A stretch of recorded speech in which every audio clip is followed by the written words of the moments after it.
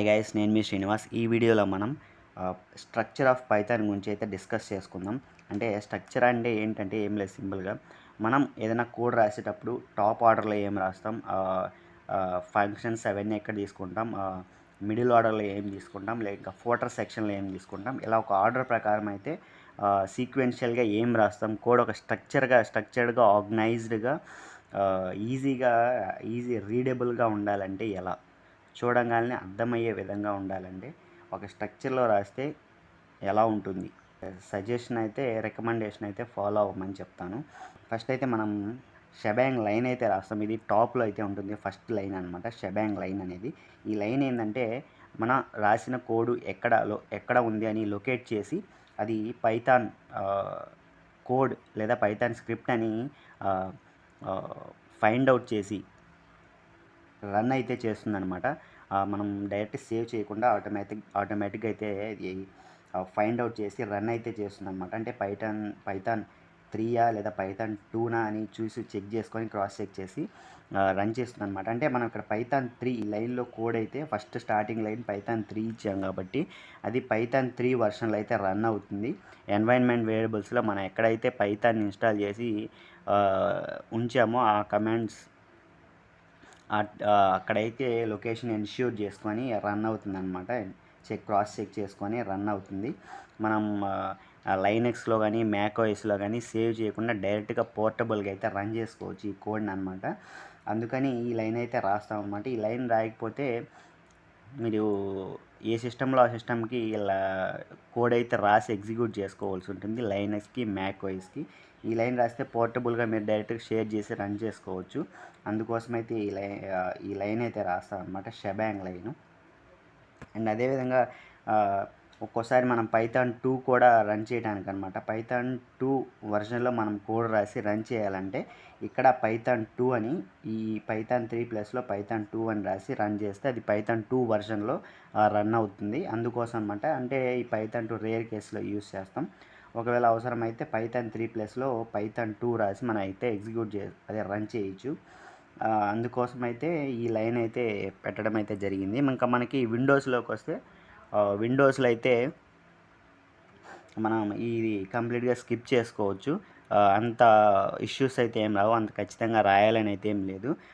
విండోస్లో అయితే మనం రాయొచ్చు, రాయకపోవచ్చు, మన ఫుల్లీ ఆప్షనల్ అనమాట. కానీ లైనక్స్ మ్యాక్ఓఎస్లో అయితే రికమెండెడ్ సజెషన్ అనమాట, రాస్తే బెటర్, మంచిది. ఇంకా నెక్స్ట్ చూసుకుంటే సెకండ్ సెక్షన్ ఏంటంటే మన స్ట్రక్చర్లో డాక్యుమెంట్ స్ట్రింగ్ అనమాట. డాక్యుమెంట్ స్ట్రింగ్ అంటే ఇది ఆప్షనల్, కానీ రాస్తే మాత్రం గుడ్ ప్రాక్టీస్ అనమాట. ఆప్షనల్ స్ట్రింగ్ ఏంటంటే మనం ప్రోగ్రామ్ ఎగ్జిక్యూషన్ స్టార్టింగ్లో ప్రోగ్రామ్ కోడ్ రాసేటప్పుడు ఈ లైన్ తర్వాత మనం విండోస్ అయితే ఈ లైన్ రాయకపోయినా అవసరం లేదు, డైరెక్ట్ ఈ లైన్కి వచ్చేయచ్చు. ఈ లైన్లో ఏంటంటే మనం మన కోడ్ దేనికి సంబంధించి రాస్తున్నామో ఆ సింపుల్ డిస్క్రిప్షన్ అయితే మనం ఇస్తాం అనమాట. ఈ లైన్లో ఫస్ట్ లైన్లో మనం ఫర్ ఎగ్జాంపుల్ పైథాన్ రాస్తున్నాం కాబట్టి, suppose for example calculation code రాస్తున్నాం అనుకోండి, అడిషనల్ కోడ్ రాస్తున్నాం అనుకోండి, అడిషన్ సబ్ట్రాక్షన్ రాస్తున్నాం. ఫర్ ఎగ్జాంపుల్ క్యాలిక్యులేటర్ ప్రోగ్రామ్ అయితే మనం రాస్తున్నాం అనుకుందాం సింపుల్గా. అప్పుడు మనం ఏం చేస్తామంటే this is a calculator program అని స్టార్టింగ్ అయితే రాస్తాం అనమాట. This is a calculator programme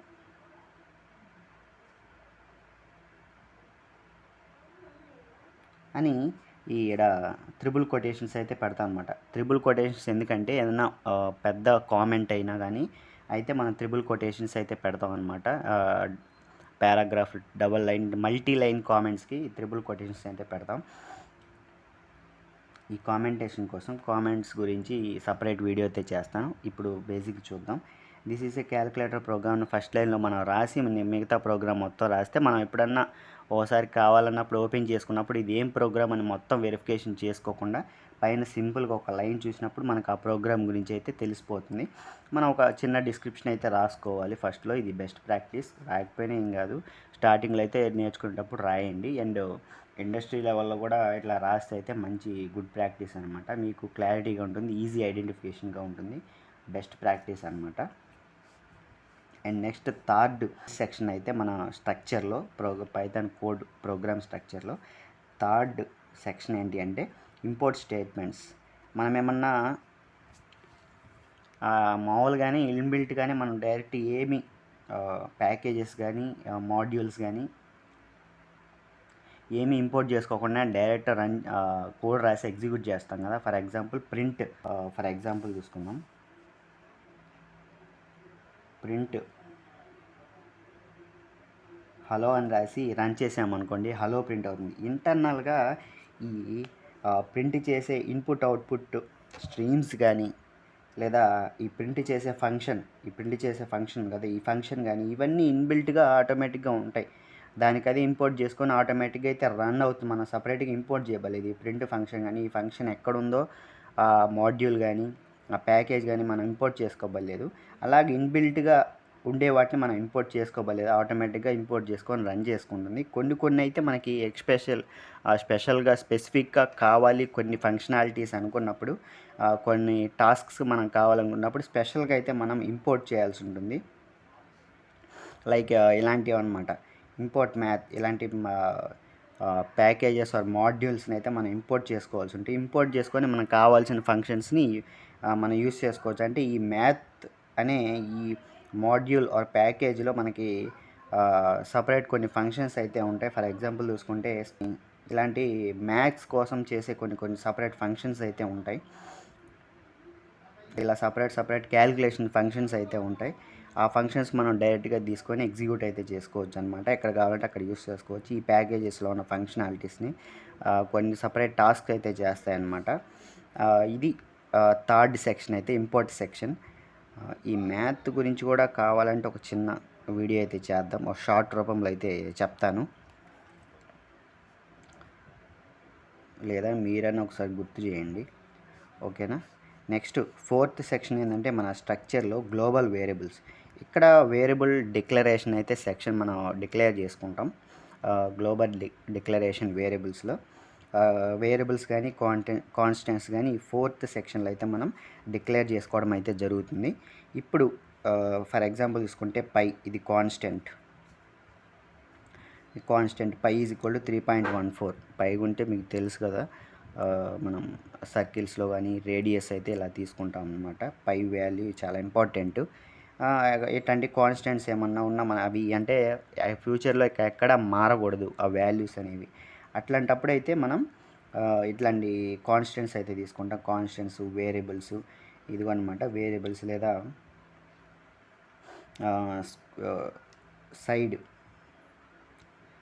side is equal to 10. అంటే మనం ఒక స్క్వేర్ తీసుకుంటే ఈ స్క్వేర్లో సైడ్స్ ఉంటాయి కదా, ఈ 4 సైడ్స్, ఈ సైడ్ అనేది 10 తీసుకుంటే అన్నిటికీ 10 ఉంటుంది అనమాట. ఈ స్క్వేర్కి 10 అనే వేరియబుల్ ఇలాగ అసైన్ చేసుకోవడానికి అయితే ఈ సెక్షన్ అనమాట. ఈ సెక్షన్లో వేరియబుల్ అసైన్ కానీ కాన్స్టెంట్స్ కానీ వేరియబుల్స్ కానీ మనం డిక్లేర్ చేసుకుంటాం, అసైన్ చేసుకుంటాం అనమాట. ఇది ఫోర్త్ సెక్షన్ అనమాట. నెక్స్ట్ ఫిఫ్త్ సెక్షన్ ఏంటిదంటే ఫంక్షన్స్ డెఫినిషన్. ఇక్కడ మనం ఫంక్షన్స్ అయితే డిఫైన్ చేసుకుంటాం ఫంక్షన్స్ని. అంటే డెఫ్ అనే కీవర్డ్ యూస్ చేసి ఈ ఫంక్షన్ అయితే మనం డిక్లేర్ చేసుకున్నాం. ఇండెంటేషన్ చూసారు కదా, ప్రింట్. ఈ ఫంక్షన్స్ ఎలాగనమాట, మనం తర్వాత మళ్ళీ కావాలనుకుంటే గ్రీట్ అనే ఫంక్షన్ని కాల్ చేస్తే మనకి హలో పైథాన్ అనేది ప్రింట్ అవుతుంది. తర్వాత సిక్స్త్ సెక్షన్లో ఏంటిదంటే మెయిన్ కోడ్ బ్లాక్ అనమాట. ఇది హార్ట్ ఆఫ్ ద కోడ్కి ఇది హార్ట్ లాగా అనమాట. మెయిన్ కోడ్ అయితే మనం పార్ట్ అంతా ఇక్కడే రాస్తూ ఉన్నాం. If name equal to main greet. చూసారా, ఇక్కడ మనం రాసింది డైరెక్ట్గా కాల్ చేయకుండా, ఇదే ఈ ఫంక్షన్ దగ్గర కాల్ చేయకుండా మనం మెయిన్ బ్లాక్లో అయితే మనం ఈ గ్రీట్ అనే ఫంక్షన్ని మనం కాల్ చేసుకున్నాం. అంటే మన ఈ మెయిన్ ఫంక్షన్లో మనకు కావాల్సినవి ప్రీవియస్గా మనం తీసుకున్న ఫంక్షన్స్, వేరియబుల్స్ కావాల్సినవన్నీ ఇక్కడ ఈ మెయిన్ బ్లాక్లో మనం తీసుకొని ఫంక్షన్స్ కానీ క్లాసెస్ కానీ తీసుకొని యూస్ చేసుకోవచ్చు. స్టార్టింగ్ మనం కోడ్ రాయగానే, ఎగ్జిక్యూట్ చేయగానే, రన్ చేయగానే ఈ మెయిన్ ఫంక్షన్ నుంచి అయితే డైరెక్ట్గా కర్సర్ అయితే వచ్చి మెయిన్ ఫంక్షన్ నుంచి అయితే ఎగ్జిక్యూషన్ అయితే స్టార్ట్ అవుతుంది. ఈ మెయిన్ దగ్గర నుంచి మెయిన్లో స్టేట్మెంట్స్ వరుసగా ఏమైతే రాస్తామో ఆ సీక్వెన్స్లో అయితే మన ఆర్డర్గా ఫంక్షన్స్ లాజిక్స్ అన్నీ అయితే ఎగ్జిక్యూట్ అవుతాయి. ఇప్పుడు మనం ప్రోగ్రామ్ రాయంగానే ఇక్కడ ఈ ఫంక్షన్ అనేది రాసాం కదా, ఈ ఫంక్షన్ అయితే డైరెక్ట్గా ఇక్కడ ప్రింట్ అయ్యి కాల్ అవ్వదన్నమాట. ఈ మెయిన్ ఫంక్షన్లోకి వచ్చి మెయిన్ ఫంక్షన్లో గ్రీట్ ఉంది కాబట్టి ఇక్కడికి వచ్చిన తర్వాత మనకి గ్రీట్ అనే ఫంక్షన్ అయితే రన్ అవుతుంది. ఈ కర్సర్ ఇక్కడికి వచ్చినప్పుడు అయితే మనకి రన్ అవ్వదు అనమాట ఈ ఫంక్షను. డైరెక్ట్ ఇక్కడ కాల్ చేసినప్పుడు ఇక్కడికి వచ్చిన తర్వాత అయితే అదే రన్ అవుతుంది. మనం ఒకవేళ ఇక్కడ గ్రీట్ అనే ఫంక్షన్ రాస్తేనే ఇక్కడ ఇది రన్ అవుతుంది అనమాట. ఇక్కడ మనం ఏం రాయకపోయినట్లయితే మెయిన్ ఫంక్షన్కి వచ్చిన తర్వాత ఏమైతే స్టేట్మెంట్స్ మనం కాల్ చేస్తామో ఆ స్టేట్మెంట్స్ మాత్రం రన్ అవుతాయి మెయిన్ ఫంక్షన్ నుంచి. డైరెక్ట్ మెయిన్ ఫంక్షన్కి వచ్చి మెయిన్ ఫంక్షన్లో వేరియబుల్ ఒకవేళ వేరియబుల్ ఉంటే వేరియబుల్స్ మనం కానీ కాల్ చేసి ఉంటే ఆ వేరియబుల్స్ అనేవి ప్రీవియస్ ఆ వేరియబుల్ అయితే తీసుకుంటుంది అనమాట. ఈ అన్ని సెక్షన్స్ కలిపి ఒక ప్రోగ్రామ్ అయితే చూద్దాం. ఇదిగోండి కంప్లీట్ కోడ్ స్ట్రక్చర్తో ఒక కోడ్ అయితే రాసున్నాను చూడండి. ఫస్ట్ షెబాంగ్ లైన్ అనమాట, తర్వాత ఇది కామెంట్ డిస్క్రిప్షన్ అనమాట, మన ప్రోగ్రామ్ సంబంధించిన డిస్క్రిప్షను. తర్వాత ఏమన్నా ఇంపోర్ట్ చేయాలనుకుంటే మనం థర్డ్ సెక్షన్లో ఇంపోర్ట్ చేసుకుంటాం. First section, second, third import math అనమాట. మ్యాథ్ అనేది మనం ఇంపోర్ట్ చేసుకున్నాం. మ్యాథ్ అనే మాడ్యూల్ అయితే మనం ఇంపోర్ట్ చేసుకున్నాం. మాడ్యూల్ ఆర్ ప్యాకేజ్ అనొచ్చు. ఇంపోర్ట్ చేసుకున్నాం అనమాట. తర్వాత పై వాల్యూ అయితే మనం ఇక్కడ ఇచ్చామన్నమాట, కాన్స్టెంట్ అసైన్ చేసాం. తర్వాత ఇది ఏరియా, ఇది ఫంక్షన్ అనమాట. ఈ ఏరియా అనేది ఉంది చూసారా, ఇక్కడ ఏమైనా ఫంక్షన్స్ ఉంటే మనం కాల్ చేసుకుంటాం. 4, 5 fifth step import, third step, fourth step ఏమైనా వేరియబుల్స్ కాన్స్టెంట్స్ ఉంటే డిక్లేర్ చేసుకుంటాం. తర్వాత ఫిఫ్త్ స్టెప్ వచ్చేసి ఫంక్షన్స్ ఏమైనా ఉంటే డిఫైన్ చేసుకుంటాం అనమాట. ఇదంతా ఫంక్షను. ఇదేం రిటర్న్ చేస్తుంది, ఏరియా రేడియస్ ఏం రిటర్న్ చేస్తుందంటే ఇది ఫార్ములా అనమాట. మనం ఏరియా కనుక్కోవడానికి ఇది ఫార్ములా. ఇంక ఇది మెయిన్ బ్లాక్ అనమాట. ఈ మెయిన్ బ్లాక్ అనమాట. డైరెక్ట్ మనం ఫస్ట్ ఏంటంటే మెయిన్ బ్లాక్, ఈ బ్లాక్ని మనం కోడ్ రాసి రన్ చేసి ఎగ్జిక్యూట్ చేయగానే డైరెక్ట్ అయితే ఓఎస్ ఇక్కడి నుంచి అయితే ఎగ్జిక్యూషన్ స్టార్ట్ చేస్తుంది. ఇక్కడ r=5 ఇచ్చాం. r=5 ఉంది వేరియబుల్. r=5 ఇచ్చాం. ప్రింట్ ఏరియా ఆర్ ఎంత మనకి 5. అంటే ఏరియా అనే ఫంక్షన్కి మనం 5 ఇచ్చాం రేడియస్. అంటే ఏరియాలో ఇచ్చిన ఆర్ అంటే 5 అంటే ఈ 5 అనేది ఏంటి, ఈ బ్రాకెట్ లోపల ఇచ్చింది మనం ఇక్కడ ఇచ్చిన రేడియస్ అనమాట.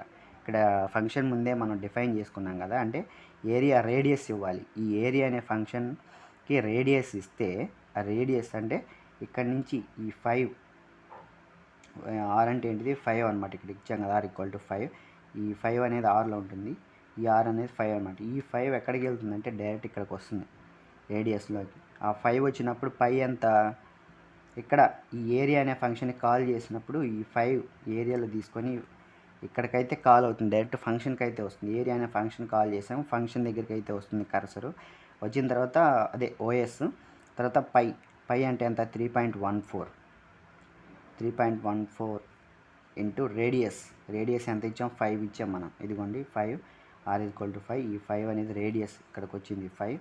అప్పుడు ఇంటూ రేడియస్ 5 వచ్చింది కదా 5. ఇప్పుడు ఇదంతా క్యాలిక్యులేట్ అయ్యి మనకి రిజల్ట్ అయితే ఇక్కడ ప్రింట్ అవుతుంది అనమాట. ఏరియా ఈజ్ అని ఇచ్చి సంథింగ్, ఈ ఏరియా ఎంత అయితే ఆన్సర్ వస్తుందో ఆ ఆన్సర్ అని అయితే ఇక్కడ మనకి ప్రింట్ అవుతుంది అనమాట. ఇది మన మెయిన్ స్ట్రక్చర్. మళ్ళీ ఒకసారి ఓవరాల్గా అయితే చూసుకుందాం. ఫస్ట్ ఏంటంటే మనకి షెబాంగ్ లైన్, తర్వాత డాక్యుమెంటేషన్ స్ట్రింగ్,